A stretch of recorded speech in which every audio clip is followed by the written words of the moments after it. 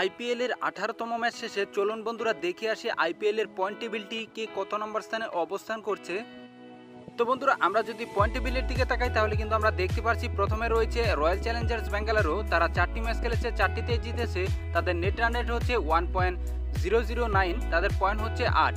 এরপরে 2 নম্বর স্থানে অবস্থান করছে চেন্নাই সুপার কিংস। তারা 4টি ম্যাচ খেলেছে, 3টিতে জিতেছে, 1টিতে হেরেছে। তাদের নেট রান রেট হচ্ছে 1.142, তাদের পয়েন্ট হচ্ছে 6। এরপরে 3 নম্বর স্থানে অবস্থান করছে দিল্লি ক্যাপিটালস। তারা 4টি ম্যাচ খেলেছে, 3টিতে জিতেছে, 1টিতে হেরেছে। তাদের নেট রান রেট হচ্ছে 0.426, তাদের পয়েন্ট হচ্ছে 6। এরপরে পয়েন্ট টেবিলের 4 নম্বর স্থানে অবস্থান করছে মুম্বাই ইন্ডিয়ান্স। তারা 5টি ম্যাচ খেলেছে, 2টিতে জিতেছে, 3টিতে হেরেছে। তাদের নেট রান রেট হচ্ছে -0.032, তাদের পয়েন্ট হচ্ছে 4। পয়েন্ট টেবিলের 5 নম্বরে অবস্থান করছে পাঞ্জাব কিংস। তারা 5টি ম্যাচ খেলেছে, 2টিতে জিতেছে, 3টিতে হেরেছে। তাদের নেট রান রেট হচ্ছে -0.428, তাদের পয়েন্ট হচ্ছে 4। পয়েন্ট টেবিলের 6 নম্বর স্থানে অবস্থান করছে রাজস্থান রয়্যাল। তারা 5টি ম্যাচ খেলেছে, 2টিতে জিতেছে, 3টিতে হেরেছে। তাদের নেট রান রেট হচ্ছে -0.681, তাদের পয়েন্ট হচ্ছে 4।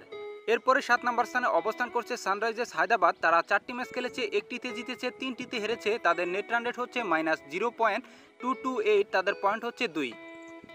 এরপরে পয়েন্ট টেবিলের তলানিতে অর্থাৎ সবার লাস্টে অবস্থান করছে 8 নম্বর স্থানে কলকাতা নাইট রাইডার্স। তারা 5টি ম্যাচ খেলেছে, 1টিতে জিতেছে, 4টিতে হেরেছে। তাদের নেট রান রেট হচ্ছে -0.675, তাদের পয়েন্ট হচ্ছে 2। তো বন্ধুরা মূলত 18 ম্যাচ শেষে এই ছিল পয়েন্ট টেবিলের অবস্থান।